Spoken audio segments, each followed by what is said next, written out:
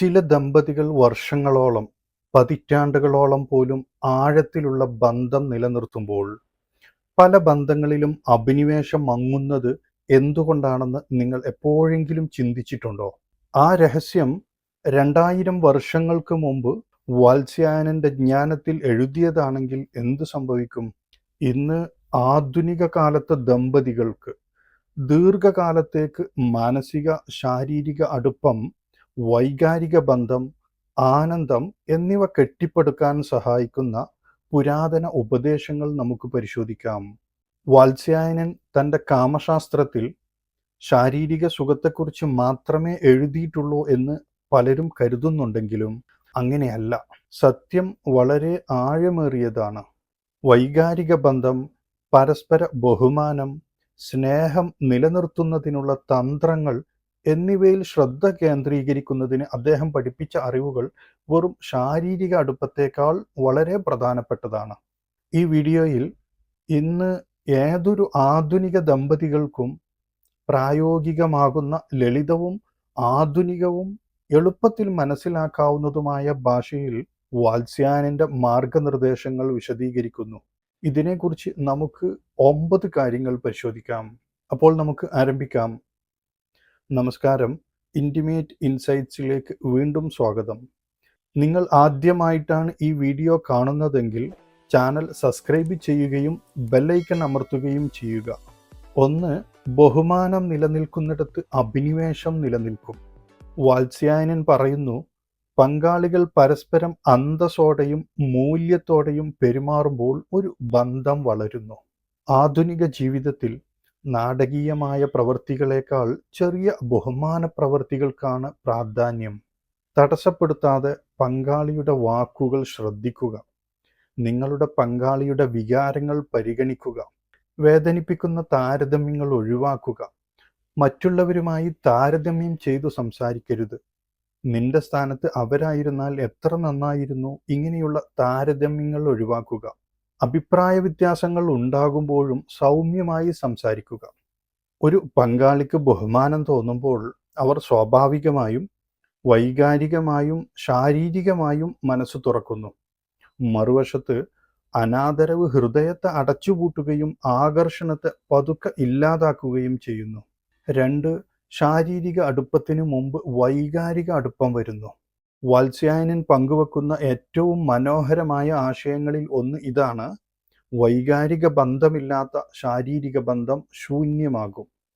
ശരീരത്തെ തൊടുന്നതിനു മുമ്പ് മനസ്സുമായും ഹൃദയവുമായും ബന്ധപ്പെടുക. ഇത് ഇങ്ങനെ ലളിതമാക്കാം. നിങ്ങളുടെ ഇന്നത്തെ ദിവസം എങ്ങനെയുണ്ടായിരുന്നു? ഇന്ന് നിങ്ങളുടെ ജോലി എങ്ങനെയുണ്ടായിരുന്നു? ഇന്നത്തെ നിന്റെ യാത്ര എങ്ങനെയുണ്ടായിരുന്നു എന്ന് ചോദിക്കുന്നത് ലളിതമാണ്. അതുപോലെ അടുത്തിരുന്ന് കൈകൾ കോർത്തു പിടിക്കുക. സംസാരിക്കുമ്പോൾ കണ്ണിൽ നോക്കുക. നിങ്ങളുടെ സ്വപ്നങ്ങൾ, ഭയങ്ങൾ, സ്വകാര്യ ചിന്തകൾ എന്നിവ പങ്കിടുക. 2 പങ്കാളികളും വൈകാരികമായി മനസ്സിലാക്കപ്പെട്ടതായി തോന്നുമ്പോൾ ശാരീരിക അടുപ്പം യാന്ത്രികമായി സംഭവിക്കും. അത് ആഴമേറിയതും കൂടുതൽ സംതൃപ്തവുമാകും. ഇവിടെ സാന്ദർഭികമായിട്ട് പുരുഷന്മാരോട് മാത്രമായിട്ട് ഒരു കാര്യം പറയട്ടെ. ചിലരൊക്കെ സ്ത്രീകളെ ശാരീരിക ബന്ധത്തിനായി ശ്രമിക്കാറുണ്ട്. എന്നാൽ നിങ്ങൾ അങ്ങനെ ശ്രമിച്ചാൽ നടക്കാൻ വളരെ പ്രയാസമാണ്. കാരണം പുരുഷന്മാരെ പോലെ അല്ല സ്ത്രീകൾ ചിന്തിക്കുന്നത്. പുരുഷന്മാർക്ക് എല്ലാം വേഗത്തിൽ നടക്കണം. അതുകൊണ്ടായിരിക്കുമല്ലോ കോഴി എന്ന ഇരട്ടപ്പേര് വന്നത്. ഒരു സ്ത്രീയെ ആത്മാർത്ഥമായി സ്നേഹിച്ചു നോക്കുക. നിങ്ങൾ ചോദിക്കാതെ തന്നെ ശരീരം നിങ്ങൾക്ക് ലഭിക്കും. 3. വിവാഹത്തിന് ശേഷവും ശ്രദ്ധയും പരിഗണനയും തുടരണം. ആധുനിക ദമ്പതികൾ പലപ്പോഴും വിവാഹത്തിന് ശേഷം അല്ലെങ്കിൽ എൻഗേജ്മെന്റിന് ശേഷം ശ്രദ്ധയും പരിഗണനയും നിർത്തുന്നു. സ്വന്തമല്ലാതിരുന്നപ്പോൾ, പ്രണയത്തിലായിരുന്നപ്പോൾ ഉണ്ടായിരുന്ന ശ്രദ്ധയും പരിഗണനയും സ്വന്തമാണെന്ന് ഉറപ്പായപ്പോൾ ഇല്ലാതാകുന്നു. വാത്സ്യായനൻ ഇതിനെതിരെ മുന്നറിയിപ്പ് നൽകുന്നു. അദ്ദേഹം പറയുന്നു, ഒരു ബന്ധത്തിന് ഒരു ചെടിയെപ്പോലെ നിരന്തരമായ പരിപോഷണം ആവശ്യമാണ്. അതിനാൽ വിവാഹം കഴിഞ്ഞ് വർഷങ്ങൾക്ക് ശേഷവും നിങ്ങളുടെ പങ്കാളിക്ക് വേണ്ടി നന്നായി വസ്ത്രം ധരിക്കുക. പരസ്പരം അഭിനന്ദിക്കുന്നത് തുടരുക. ഡേറ്റിങ്ങിൽ ഏർപ്പെടുക. പരസ്പരം സർപ്രൈസുകൾ നൽകുക. പുതിയ കാര്യങ്ങൾ ഒരുമിച്ച് പരീക്ഷിക്കുക. കാലം മാറുമ്പോൾ അഭിനിവേശം മരിക്കുന്നില്ല, പക്ഷെ ശ്രമം നിലക്കുമ്പോൾ അത് മരിക്കുന്നു. 4. പ്രണയം സുഖകരമായ ഒരു അന്തരീക്ഷത്തിൽ വളരുന്നു. പ്രണയത്തിന് സാഹചര്യത്തിന് പ്രാധാന്യമുണ്ടെന്ന് വാത്സ്യായനൻ മനോഹരമായി വിശദീകരിക്കുന്നു. സുഖകരവും സ്വകാര്യവും വൃത്തിയുള്ളതും സുഖപ്രദവുമായ ഒരു ഇടം ദമ്പതികൾക്ക് വിശ്രമിക്കാനും വൈകാരികമായി മനസ്സു തുറക്കാനും സഹായിക്കുന്നു. ഇന്ന് ഇതുകൊണ്ട് അർത്ഥമാക്കുന്നത് അലങ്കോലമല്ലാത്ത വൃത്തിയുള്ള ഒരു കിടപ്പുമുറി, മൃദുവായ വെളിച്ചം, വിശ്രമം നൽകുന്ന സുഗന്ധങ്ങളോ സംഗീതമോ ഉപയോഗിക്കുക. സ്വകാര്യ നിമിഷങ്ങളിൽ ഫോണുകൾ ഓഫാക്കുക. ഓഫീസ്, ജോലി ആവശ്യങ്ങൾ മാറ്റിവെക്കുക. ശരീരം പരിസ്ഥിതിയോട് പ്രതികരിക്കുന്നു. അന്തരീക്ഷം ശാന്തമാകുമ്പോൾ സ്നേഹം സ്വാഭാവികമാകും. 5. ഫോർപ്ലേ ഓപ്ഷണൽ അല്ല, അതൊരു വൈകാരിക അനുഭവമാണ്. വാത്സ്യായനൻ ഊന്നി പറയുന്നത് ശാരീരിക ബന്ധത്തിൽ ഏർപ്പെടുന്നതിന് ധൃതി കാണിക്കരുതെന്നാണ്. സ്പർശനം, സംഭാഷണം, കളിതമാശകൾ, സൗമ്യമായ തടവലുകൾ എന്നിവയെല്ലാം പ്രതീക്ഷയും ഊഷ്മളതയും വളർത്തിയെടുക്കും. അദ്ദേഹം പറയുന്നു, ഫോർപ്ലേ പങ്കാളികൾക്ക് തങ്ങളെ സ്നേഹിക്കാനും ആഗ്രഹിക്കാനും വൈകാരികമായി കാണാനും അനുവദിക്കുന്നു. ആധുനിക ശാസ്ത്രം സമ്മതിക്കുന്നു, ദീർഘനേരം ഫോർപ്ലേ ചെയ്യുന്നത് സംതൃപ്തി, വൈകാരിക ബന്ധം, ബന്ധത്തിലെ മൊത്തത്തിലുള്ള സന്തോഷം എന്നിവ വർദ്ധിപ്പിക്കുന്നു. 6. നിയമങ്ങൾ പാലിക്കുന്നതിനേക്കാൾ പ്രധാനമാണ് നിങ്ങളുടെ പങ്കാളിയെ മനസ്സിലാക്കുന്നത്. വാത്സ്യായനൻ തൻ്റെ കാമശാസ്ത്രത്തിൽ വായനക്കാരെ ആവർത്തിച്ച് ഓർമ്മിപ്പിക്കുന്നത് ഓരോ വ്യക്തിയും വ്യത്യസ്തരാണ്. ഒരു ദമ്പതികൾക്ക് യോജിച്ച കാര്യങ്ങൾ മറ്റൊരു ദമ്പതികൾക്ക് യോജിച്ചേക്കില്ല. അതിനാൽ രഹസ്യം ഇതാണ്: നിങ്ങളുടെ പങ്കാളിയെ നിരീക്ഷിക്കുക, അവർ എന്താണ് ആസ്വദിക്കുന്നതെന്ന് മനസ്സിലാക്കുക, വ്യക്തമായ ആശയവിനിമയം നടത്തുക, സ്നേഹത്തോടെ പൊരുത്തപ്പെടുക. ശാരീരിക ബന്ധം ഒരു യാന്ത്രിക പ്രവൃത്തിയല്ല, അതൊരു പങ്കുവെക്കപ്പെടുന്ന വൈകാരിക യാത്രയാണ്. 7. പങ്കാളികൾ പരസ്പരം അഭിനന്ദിക്കുമ്പോൾ ആഗ്രഹം വളരുന്നു. അഭിനന്ദനങ്ങൾ ശക്തമാണ്. ഒരു ലളിതമായ "നീ ഇന്ന് സുന്ദരിയായി കാണപ്പെടുന്നു, എനിക്ക് നിന്നെക്കുറിച്ച് അഭിമാനമുണ്ട്, നീ എൻ്റെ കാര്യങ്ങളൊക്കെ ശ്രദ്ധിക്കുന്നതിൽ എനിക്ക് വളരെ സന്തോഷമുണ്ട്."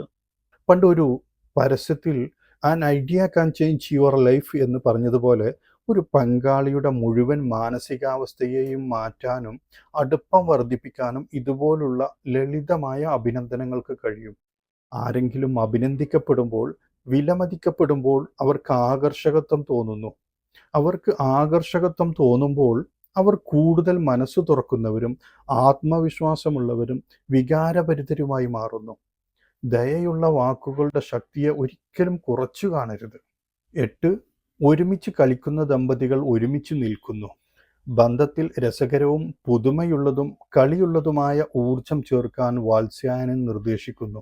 ഇതിനർത്ഥം ഫ്ലേർട്ടിംഗ്, അതുപോലെ കിടപ്പുമുറിയിൽ പുതിയ എന്തെങ്കിലും പരീക്ഷിക്കുക, ഭാവന ഉപയോഗിക്കുക, റോൾ പ്ലേ, ലഘുവായ കളിയാക്കൽ, ഒരുമിച്ച് പുറത്തുപോകൽ. ദമ്പതികൾ പ്രായമാകുമ്പോഴും കളിതമാശകൾ ബന്ധത്തെ ചെറുപ്പമായി നിലനിർത്തുന്നു. 9. ഒരു ബന്ധം പെട്ടെന്ന് ഉണ്ടാകുന്നതല്ല, കാലക്രമേണയാണ് വളരുന്നത്. ഇന്ന് പലരും വേഗത്തിലുള്ള ഫലങ്ങൾ ആഗ്രഹിക്കുന്നു. എന്നാൽ വാത്സ്യായനൻ പഠിപ്പിക്കുന്നത് യഥാർത്ഥ അഭിനിവേശം ജീവിതകാലം മുഴുവൻ നിലനിൽക്കുന്ന ഒരു കരകൗശലമാണ്.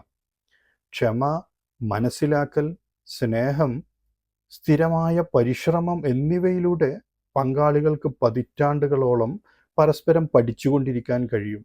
ദീർഘകാല ബന്ധം എന്നത് ഒരു ലക്ഷ്യസ്ഥാനമല്ല, അതൊരു തുടർച്ചയായ യാത്രയാണ്. വാത്സ്യായനൻ വെറും ശാരീരിക ബന്ധങ്ങൾക്കുള്ള നിർദ്ദേശങ്ങൾ നൽകുക മാത്രമായിരുന്നില്ല. വൈകാരിക പക്വത, ആശയവിനിമയം, നിങ്ങളുടെ പങ്കാളിയെ പൂർണ്ണമായി സ്നേഹിക്കുക, മനസ്സിലാക്കുക എന്നിവ പഠിപ്പിക്കുകയായിരുന്നു. ദമ്പതികൾ ഈ തത്വങ്ങളിൽ ചിലതെങ്കിലും പ്രയോഗിച്ചാൽ വർഷം തോറും അഭിനിവേശം സജീവമായും വളർന്നുകൊണ്ടും നിലനിൽക്കും. ഇന്നത്തെ വീഡിയോയിലെ വിവരങ്ങൾ നിങ്ങൾക്ക് ഇഷ്ടമായെങ്കിൽ ഈ വീഡിയോ ലൈക്ക് ചെയ്യാനും ഹൈപ്പ് ചെയ്യാനും ഷെയർ ചെയ്യാനും മറക്കരുത്. ഇതുപോലുള്ള കൂടുതൽ വീഡിയോകൾക്കായി ഇൻറ്റിമേറ്റ് ഇൻസൈറ്റ്സ് സബ്സ്ക്രൈബ് ചെയ്യാനും മറക്കരുത്.